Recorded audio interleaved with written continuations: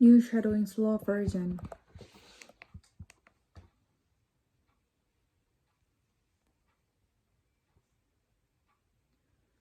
The gig economy is more than just food delivery and ride services. It's helped Nikolai find the quench. It's crucial to just surviving and being alive. The pair use an online platform that connects people needs disability support with qualified workers. I have about 9 or 10 clients right now. I've closed all of them and they are all very flexible. Shut me and very at the providers. Jordan O'Reilly runs the platform. The problem with the gig economy cursed industry is that it's reducing the lowering the entitlements and the rights and protection of workers. From flexibility of work to great pay, his platform higher up doesn't treat workers and independent contractors but as employees, giving them award wages, entitlements, and superannuation. We think it's correct model for the future. We think it represents a best of technology with the best of labor conditions that workers are entitled to. But his firm competes with companies to avoid those responsibilities, and it's getting harder. Without changes, without a real hard look at the grids in the economy across all sectors, I think we're gonna lose something we really treasure in Australia, which is right and entitlements and protection for workers. The rise of companies like Uber and Deliveroo was radically changed the relationship between employees and employees. Many workers are treated as independent contractors, but they hardly dependent on particular apps. We basically just let it rip to use the old saying they were quote unquote dogs or they don't look like employees because in reality they can't be subject to serious control. But things are changing with more companies treating workers as employees in the middle of a tight labor market that give workers more options. New laws to boost job security are also on the way. In 2020, former Spielberg Ombudsman Nathan James held inquiry into the gig economy. She is now the Secretary of the Department of Employment and Workplace Relationship, tasked with framing those laws. There's not a lot transfer about the entitlements. They are very much tax is related contracts. They are often these workers and all the leverages with the platform. The pendulum of power is swinging back toward workers. In a coming legislation, the government will submit election process to create a new category of workers called employees-like workers and to empower the Fair Work Commission to set minimum standards. In tandem, these changes will boost the security and conditions for gig workers and change the industry's model. Granted is happy with the system that support her and Nicola. I have peace of mind. I have continuing education. And I have total support and climate does too. Support other gig workers may soon enjoy.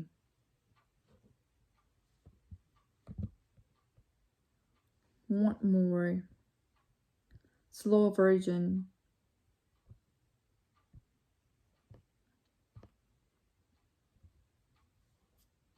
The gig economy is more than just the food delivery and ride services. It's helped Nicola find Gwen's. It's crucial to just surviving and being alive.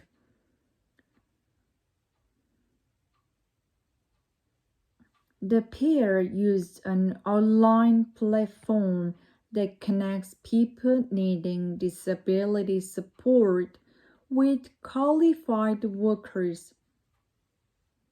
I have about 9 or 10 clients right now. I've close to all of them, and they are all very flexible. So where we at with providers. Jordan's rarely runs the platform.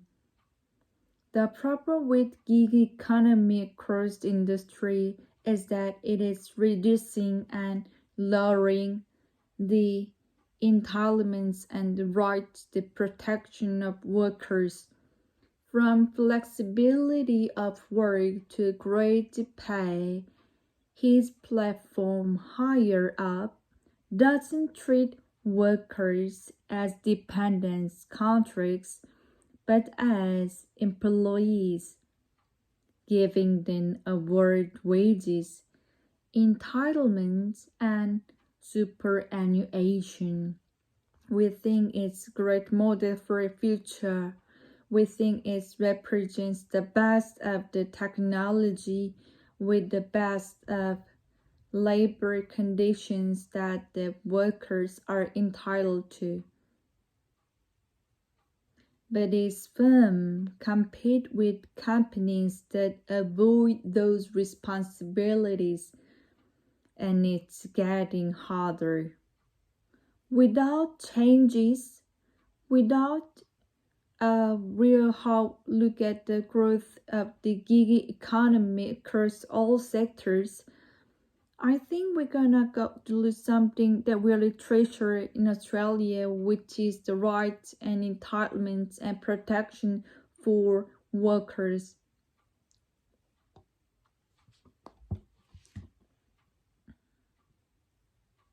The rise of companies like Uber and Deliveroo has radically changed the relationship between employees and employees.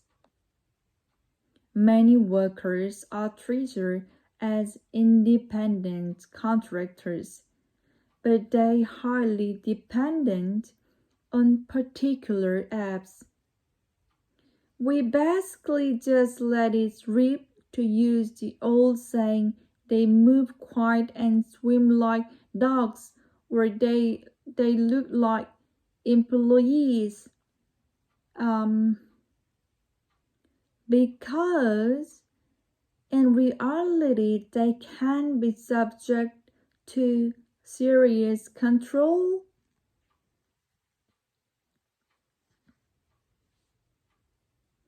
But things are changing, with more companies treating workers as employees in the middle of tight labor market that gives workers more options.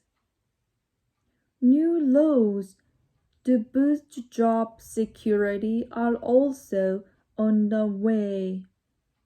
In 2020, former Fieldwork Ombudsman Nadal James held an inquiry into gig economy.